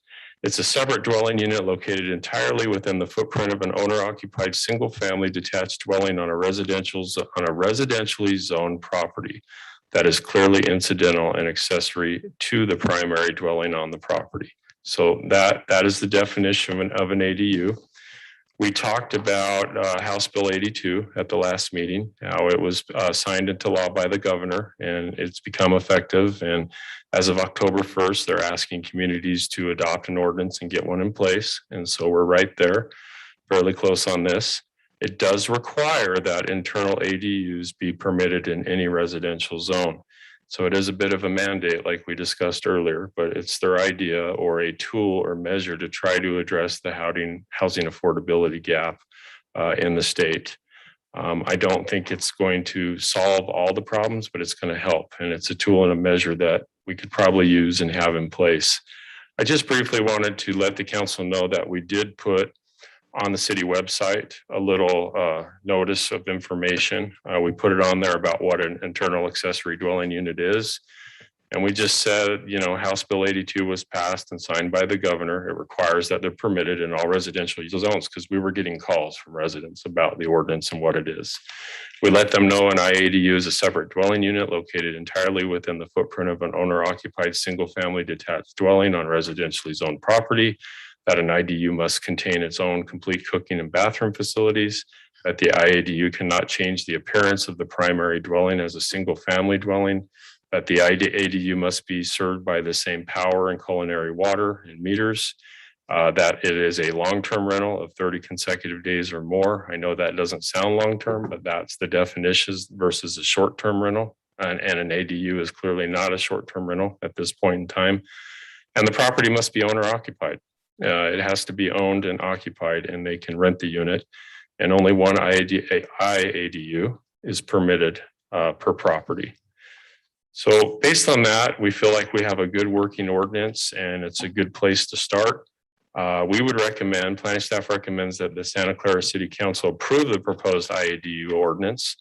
Matt has provided a copy of the adopting ordinance for your review and consideration. Additionally, the Planning Commission did forward a recommendation for approval to the council after holding a public hearing on October 14th of 2021. I mentioned that already. I apologize for that. I did want to indicate that we did have one individual who provided public comment, a resident that lives in the Roan subdivision that's an architect by trade. He was in favor of ADUs in the community to create some other forms of housing or some housing affordability. So he was in favor of that. That was the one public comment we got at that meeting. That's all I have for you tonight. Thanks, Mayor. Any questions for Jim, council? One question, Jim.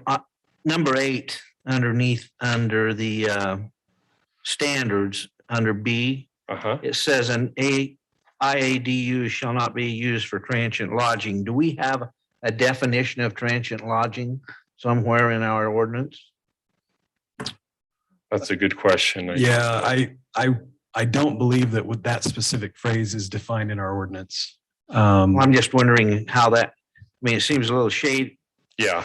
I almost And wonder. I pulled that from House Bill 82, and I failed to mention, I wanted to let Lena know that we did put a stipulation on item C7 where there is an exception for a PDR. And we did add, and I meant to mention this, we did add a business license is required. Those were the two main comments that came up at the last meeting. While Matt's trying to answer that, let me look at the bill here real Well, quick. that kind see of if they answers address it. Okay. the question, almost if we could take 8 and put it underneath the 30-day requirement. Yeah, and that's what I was going to say. I mean, you're really doing the same thing, so it's somewhat duplicative to have them both. So it probably makes sense either to pull it under that C paragraph where the 30-day requirement is, or just do away with it entirely. I mean, we've got the 30-day minimum there, so I think we could strike it, Matt. I Yeah, think it's I'd be fine with that for sure. redundant. Other questions, council? I was curious on C11, why they're not allowed in a mobile home.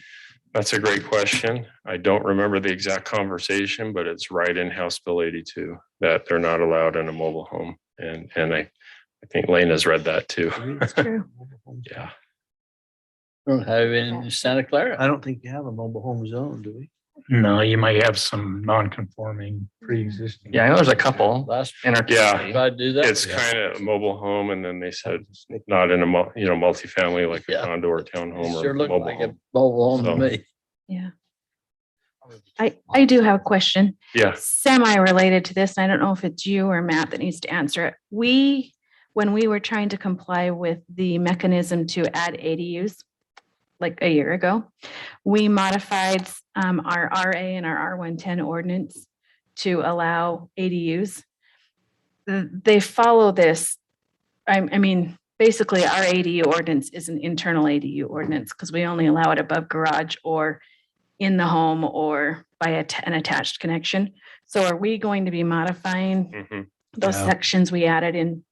Yeah, that's a great question. In fact, Jim and I have already started to work on this, that our plan is to bring back to you another modification to the ordinance, which would essentially take the ADU requirements that we have elsewhere in our ordinances Out. and bring it into this chapter. So they're all in the same place and make sure that they match up. And so we don't have any conflicts. And so the plan is we actually just talked about this today, to try and bring that back to you before the end of the year. Okay. I just know they had size limitations and some things that by statute we can't have in place anymore. So. Right. And that's something we need to talk about, the ADU versus the IADU, and make sure everything's consistent. Yeah. So Good question though. yeah. All right. That's all I had. Any other questions? Did we discuss this here? Set public hearing for November 10th? You said it. We did? Yeah. Where was I? Got a question in the making over It's in the here. works. Yeah, it's in the work.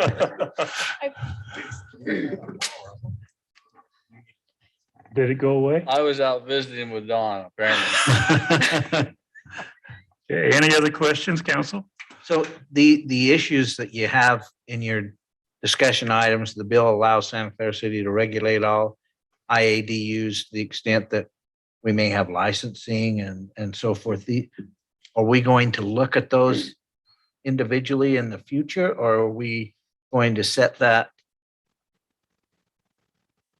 I mean, one more parking space, all these things sound. Yeah, it's a good question, Councilmember Drake. It's going to be a permitted use application, and it will go through an administrative review. So planning will look at it, building department will look at it, and fire, whether Randy knows it or not yet, we'll be looking at this for fire life safety issues. So there will be a review. I'm working on that application on what's required for them to submit, and a small fee, very similar to what we charge for another dwelling unit. So in our fee schedule, we have a fee of $100 for the review and processing of another dwelling unit, which is another acronym, ADU, another dwelling unit, accessory dwelling unit. So there will be that, and they'll submit a site plan with drawings, and they'll have to do some building plans to show that they meet residential code with our building official before they can get a permit to build the IADU in the basement, because there's a kitchen, there's a bathroom, there's things that are going to be required if they don't have that already. We could have some folks that want to convert their basement into an IADU that already have a mother-in-law apartment, so they're probably fairly close. It's probably more windows, venting, circulation, more minimal, but we'll be looking at each one case by case when they come in, helping them achieve what they want through the process. I just think it's also wise to have a business license Yes, so that yes. we can police exactly. and what's going on. And we can have an idea if they start using them for short-term rentals, because Councilmember Shakespeare, you mentioned what Washington County approved at our last meeting, which is interesting, that whole wiggle on the IADU and the STR. And, you know, the way I read House Bill 82, it's one or the other. Yeah. And it'll come back. It may come back in a couple of years, but that's not the case right now. It's one or the other. So that's how we police. And I was just gonna say kudos on this, because I think we're doing it the right way, and it gives the city way to review it, to monitor it. And it helps with it will help with our housing bill. Yeah. If they have one now, are they going to be grandfathered in as is, or do they have to come back and make modifications to continue? Since they wouldn't be legal right now with what they have, they would have to come in. Well, I think that would fall under our non-conforming use ordinance. And so they would be able to continue that use until it ended. Can we have that use? I don't know how significant that is if we have people that are I'm already. just aware of a few basement apartments that have been there for 20 plus years. And I think that's legal non-conforming, like Matt's mentioned. What about continue and exist? the licensing? We ask them to have them license those at now though. It's, you know, Well, to tell you the truth, we're talking about rentals doing the $50. Yeah, I'd have to think about that. I mean, the use, that's probably not addressed in our non-conforming use ordinance. I'll have to look at that. In fact, one of the things that we need to bring back to you is there was, I think, a discussion, although I wasn't at the work meeting, of making the business licenses applicable to all commercial rentals, IADUs, ADUs, whatever. And so one of the things that we'll be looking at as part of what we bring back to you again is seeing what needs to be addressed in our business license ordinance as well. And so I think that's a great question. What do we do with, someone who's got a current rental, not just a current IADU, but any current commercial rental? Do we require them as of a certain date to get a business license? I think we probably can, because that's not covered by our non-conforming use ordinance. The city of St. George did not give any notice. They passed the ordinance and then required everyone by notice to buy the license. Yeah. And I guess, we'll have an opportunity, or the council will have an opportunity to discuss that when we bring it back. So the fee will be separate. Just because they have a use now, they're not going to avoid the license fee. On the business license, no. If it's an existing use, they're not going to have to do the application fee and inspections and stuff. And the inspections and stuff, right? Because that's on the land use side. So, and by the way, I just want to acknowledge too, I appreciate Jim running with this so well. I had a conflict and wasn't able to come to the work meeting when this was discussed, but I think that we've captured, the things that were discussed by the council. So credit to Jim for that. Okay. Any other questions, council? I have one other on C1B or C1A3. Can you just help me understand that language? It says a permanent built-in stovetop range or other similar device for cooking food is required. Yeah. So I basically have this in my home already, but we don't have a range in the basement. We have a hot plate and a countertop stove. So Okay. would we be conforming with this where it says other similar device, or does it have to be Chief something? is writing notes right there. I mean, it's not Well, being used, but we. The idea is it's required to have its own kitchen and cooking facilities and They its have own to. bathroom. So it's a permanency, something permanent. Something that's not transient or can just be moved or unplugged, like a permanent range or stove. But you're saying you have something a little bit different than that? Yeah, so like we have a hot plate and Okay. then we have a countertop stove that sits on Okay. top of the counter, but it's not Well, permanent. I think there could be some current concerns with building code on things like that too. I think that's part of the reason that's come up in the past. I don't know if Cody is prepared to address that or answer that question, but the idea is permanency, that it is an internal accessory dwelling unit. And there's permanency with those type of things rather than things that can just come and go based on the occupant being there. I don't know. Cody, any comments? You'd have to review it. Okay. What if you could prove you did DoorDash for like a six months straight? Yeah. That's Well, what I'm saying. You Like, could. For 2 out of 3 meals a day for a year. Exactly. Yeah. You just show the Yeah. receipts and say, Yeah. You laugh, but did you see the guy in the news last night who bought a Disneyland or some kind of pass that gets him free food, and that's where he eats all of his meals? But to be honest, I mean, it's a good question, Councilmember Waite, but it says a permanent built-in stovetop range or similar or other similar device for cooking food. Right, So so if I someone read that. comes in and talks to us and we take a look at it and we see what it is and it feels good and safe, and I have a chance to talk to the building department and fire and we're okay with it, I think it's going to be allowed. I think it would come Yeah. down to the Yeah. appliance manufacturer's use Yeah. of it. It may Yeah. specifically say that, this works on it meets all the fire codes, and so Right. and appliances are evolving. I mean, we're seeing Right. more and more convection microwaves in lieu of Good ovens. point. Things are changing. Yeah. And so I think Yeah. that would have to be looked at as far as Yeah. And that's why we have 4 Manufacturing. other similar devices. So we would take a look at it, but I think we're good. There's some flexibility there. Okay. We want to work with people. but I think the language would allow for that. Yes. With other similar devices, I think you'd have that Agreed. ability. Agreed. So, Okay. Perfect. thank you. Other questions, council? If there's no other questions, I'd look for a motion. This is you. All right, I made this motion. So I recommend approval of the code amendment to add section 17.22 internal accessory dwelling units, otherwise called IADUs, to be permitted in residential zones and approve ordinance 2021-14 as outlined. I'll second.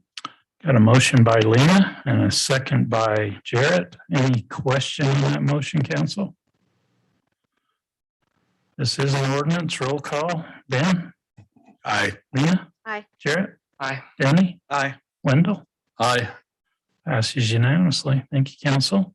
I do have a question, Mayor. Thank you, Jim. Did we just strike that one line in our motion? Yeah, that's outlined in the. Yeah. Is that okay then? Yeah, I think that assumes that line would be stricken. Everybody approved it. Okay. Okay, Mayor and council reports, man. I defer my time to Wendell. Again? Yep. Good. I'm gonna We'll get out of there early. I'm going to step out for 2 minutes. Lena? I'll be brief. We had a legislative policy committee meeting, I think a week or 2 ago. I don't know when it was. And one of the only item that I will bring up just to make you aware of is there are already bills surfacing regarding water conservation and moderate income housing. And one of the proposals that may be coming tied to water conservation is to require all general plans to include a water conservation component.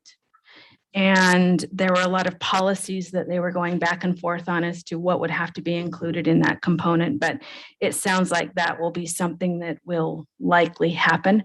So I know we were looking to make some modifications to our general plan. It would probably be wise to wait until this is put into place before we do that. Some of that had to do with making changes to how the planning commission is going to look at land use and water restrictions that will be imposed as well. So it might be just a good idea to wait on that.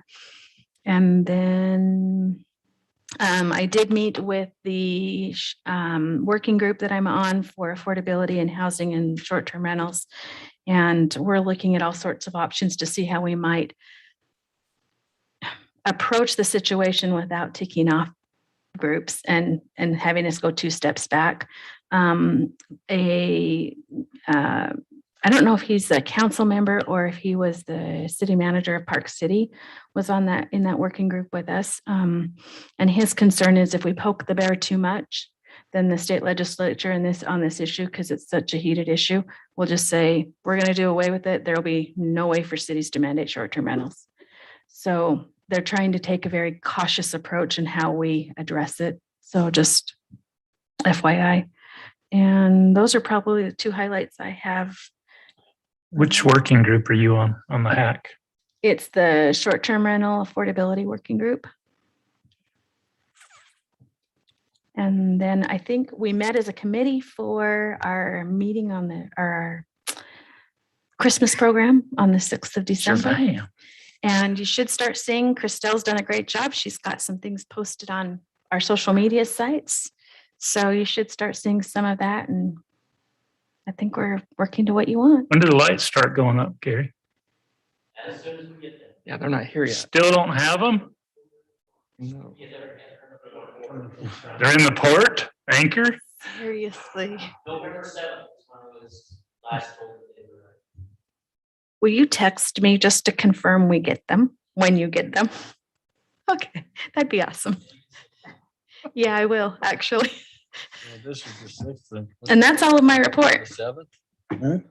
November 7th, December 6th. Oh, November 7th, not the 6th, 7th of December.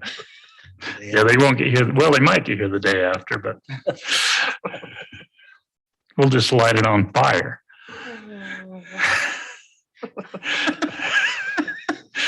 See, Fancy didn't like that one. Brad, it went right over Brad's head. I didn't even get any reaction. That's all. Okay, thank you. Wayne or Jarrett? 3 things. I was curious, what brand of water meter do we use in the city? Our new water meters? We do use Badger? Okay. So this on Monday and Tuesday, I went to the Utah Mosquito Abatement Association convention up in Park City. It's a mouthful, I know. Park City. Park City. Yes, Living and- large. Yeah. It was very cold. But, it was a good conference and I learned quite a bit. I'll report on that in a second. But while I was there, I was speaking with one of the council members from Springdale, and they recently began rolling out the Eye on Water consumer engagement app. And he pulled up and he can actually look at all the water usage of his home, and even it detects that there's leaks. And I think it could be really helpful for a lot of our citizens that use a lot of water to know kind of what's going on.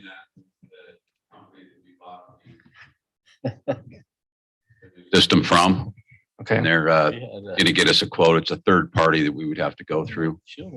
Okay. And a customer would be able on his mobile device to see his daily usage. Yeah. It would alert him of high use days. But our system will do that right now. Like Sherry can get an alert on her computer. She alerts a lot of people if they're using an abnormally large amount of water, just on a case by case basis. Yeah. And we have to go out and contact them and Look good. let them know they have a leak. No fly swatters. Jarrett, I want to say back during the negotiations or discussions on the AMI metering and who we're going to go with, I want to, Eden discussed about the app and the technology that you can have to have that. And if my memory's right, that they said usually it's used for about the first 6 months to a year. Residents use it and then they kind of get used to what they do, and then it kind of majority of those who were using it don't use it at all anymore, which is why at the time we chose not to have the app at that time, because they said it just, they say the very few actually use it. It's just kind of the new thing for the first little while, and then they kind of get their baseline and they move on. So And I know that was for the electricity side. I don't think we ever even talked about the water side in those meetings. And just with all of our water usage issues and maybe restricting people, like I would be really helpful, like in my property, to know when my sprinklers go off, is that using a ton of water? Is there something in my house using a ton of water? I mean, he said he can even tell when someone is watching his house versus no one's there. It's pretty obvious that people are flushing the toilet and using the dishwasher. And so it just might be really helpful for people trying to conserve water. So if you're looking into that, that's great. And then, the report on the conference, probably one of the bigger takeaways I got out of the conference is there is a tropical infectious diseases doctor at the U that keeps very busy. And he asked, we're not tropical in Utah. How can I keep so busy? And he said, well, there's an organization in Utah that has young people come back from all over the world and they bring diseases back with them. And it's his job to get them better. And he just thanked all the abatement districts for all that they do so that those diseases don't go any further than they need to. And for keeping diseases, out of our borders and working really hard. I was in a meeting with Leadership Dixie last month, and the mosquito abatement district came up in one of the discussions about local government. And a person raised their hand and said, I'm from Louisiana. I know mosquitoes. Why in the heck are we paying government money for that in Southern Utah? And I raised my hand and, talked about West Nile virus and a couple other things. And so if anyone ever asks you, why do we have a mosquito abatement district? The real reason is just to keep the community safe. And of course, it's to make our lives more comfortable, but it really is a safety thing. And then also Aedes aegypti, which is the mosquito that can carry the Zika virus, was found in Springdale again this season. And they're still working on eradicating it. It was also found in St. George. So they're not sure if they'll ever be able to really totally get rid of it, but they'll definitely keep the populations down.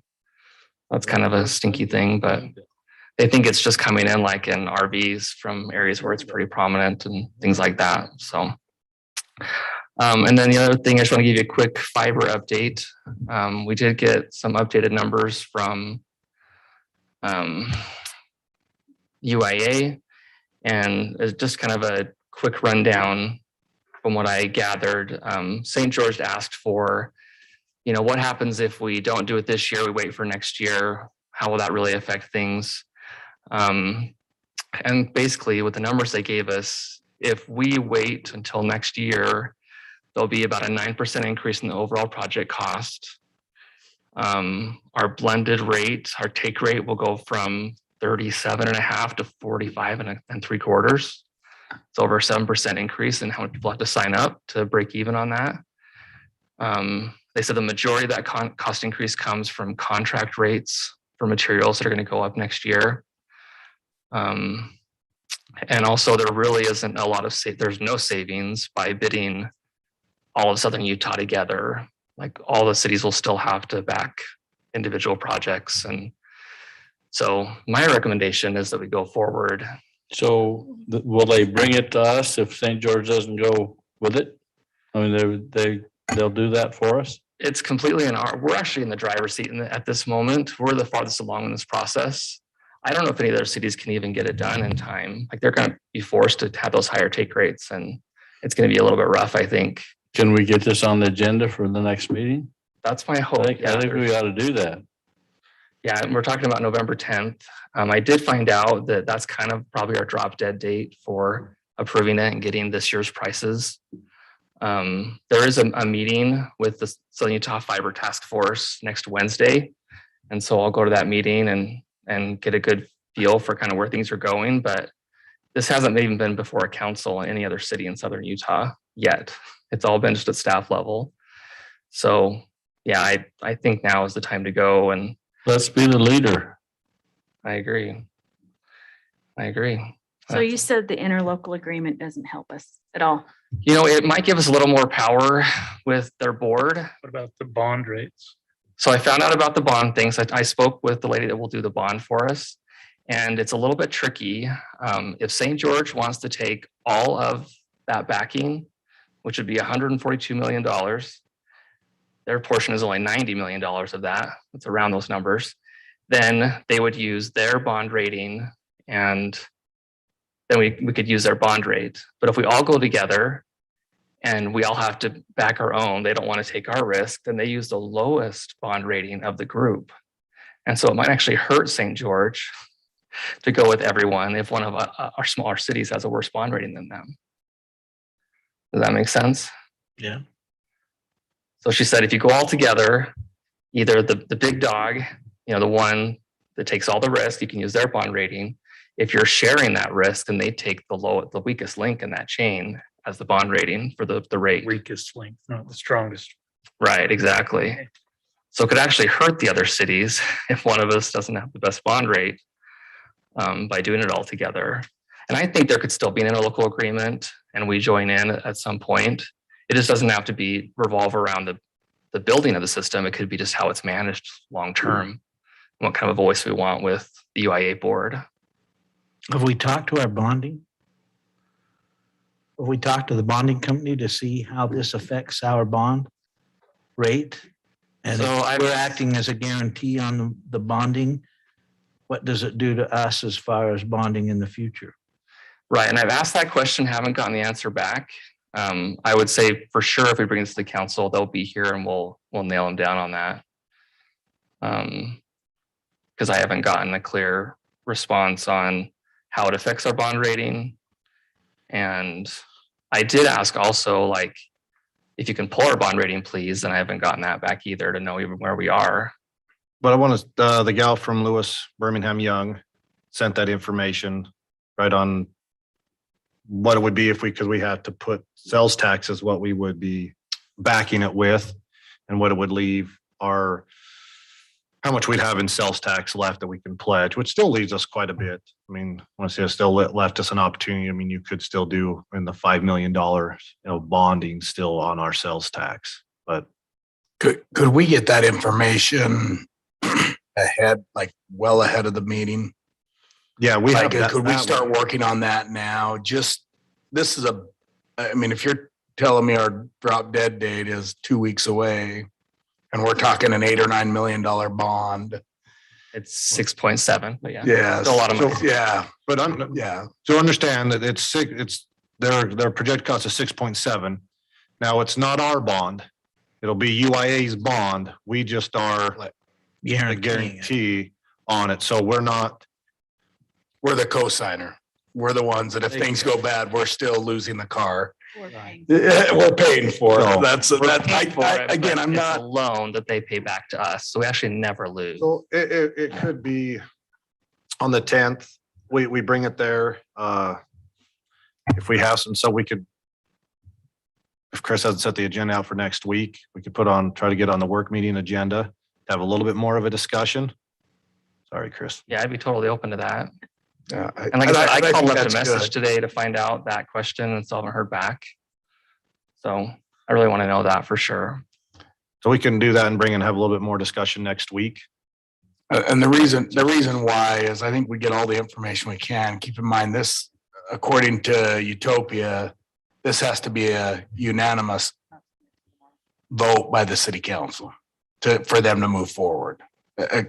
So I think as much information as we can get. Obviously, Jarrett, you've got the greatest, you understand. I would agree that you probably understand this better than anybody in the county, maybe. So I just think anything we can get would be helpful. It'd be helpful to understand it and know on that. So. Yeah, I totally agree. I can work with Brock to get that information out. And we'll get it on the agenda for next week for a discussion work meeting. Okay, that's all I have, Mayor. Good work. Yeah. Jarrett. Danny? Well, those committees that I've served on haven't met for about 2 years. So Like my committees. I have nothing.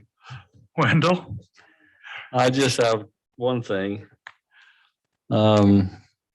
I won't be available next month, Wednesday. I'm going to be in Provo, going through the temple with the granddaughter that's going for the first time, and starts at 6, and I'll be there at 5, so I won't be here. I won't even be able to Zoom it. But also, I think I've said enough already, and And I know Ben has, so I'm done. I'm gonna miss Wendell. I am too.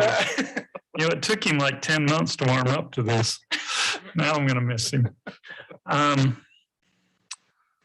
just barely got an email a few minutes ago that the water summit that the water district or the county and the water district been working on to talk about water conservation is on November 9th. You guys may have got it as well. I'm looking for the time. I'll forward it to everybody, but it's. Yeah, I got one too. What's Five, the- that's what- 5:30. 5:30. That's the same night as the budget meeting for flood control, Ben. Yeah. It starts at 5, so we're in different Held locations. at the Water Conservancy District. This is at the Dixie Center. Dixie Center. Yeah, I'll forward it to everybody. It's a fairly important meeting. They're going to talk about the water conservation. So it sounds like they've lined up a bunch of people to speak at the summit. So I wonder if we see if we can't bump that. I'll get a hold of them. I'm just worried that they may have advertised it already because that's a public that's a hearing. budget, yeah. So, yeah, I'm shooting an email to Susanna and Jay now to see what they want to do with that. We had the first meeting of the Tobler Family Farm Committee. Jim Entz is chairing that committee. We talked about a lot of things. We had a bunch of the missionaries that are currently working the farm show up, and they've kind of agreed to stay on and plan to operate and maintain the farm next year the same fashion as this year. There's going to be some follow-up meetings. We're going to try and develop that master plan fairly quick. We're trying to get assistance from the USU Extension Office and the Historical Society and the Interfaith Council and the school district and the college to help us with that. That Dixie State Alliance application could come in really handy and with this farm. So you heard anything back from them? She said she'd get back to me. We filed an application with Dixie State to form an alliance between the city and the college and allow the city to utilize some of the resources that the college has to offer, including students and professors and assistants on city type projects. So it's kind of an exciting opportunity. Hopefully that St. George has been doing it for the last 3 years. It's a 3-year deal and they're starting year 2. So we're hoping we get into that, but it was a good meeting, a productive meeting. I've got a lot to learn about farming and orchards and stuff, but I think it's making some good progress. Brad, don't you agree? Okay. Good answer, Brad. There was a hack roundtable meeting this week that they called me out and asked me to give a brief presentation on the Arcadia affordable housing project, Quail Crossing or whatever it is. And so I hope he goes through with it because I bragged it up big time to everybody in there. And we got a lot of positive feedback from residents in Santa Clara that were on the call that I thought was really interesting. That they said they were proud to live in Santa Clara after council did that. So congratulations, council. You made a few of your residents proud. We don't always get to say that. TDS did give them a $20,000 donation. Kissing up a little bit right at the end. But it was overall it was a good meeting. And they are talking about making some real efforts to try and try and deal with NIMBYism. There's some good progress being made, I think, on that committee. Those are the 3 that I had. Brock, anything else? Anything I've forgotten? Do you have anything for tonight? Staff, I know you're not on the agenda, but do you have anything you need to talk to council about tonight? You're good to wait till the next meeting? Cody, everything going okay? They treating you all right? Okay. All right. Let me know if they don't. Okay, we do have an executive session tonight to talk about Potential litigation and the character and competence of an individual. that's what he said. So I'll need a motion to go into executive session to discuss that. So moved. Second. Got a motion by Wendell and a second by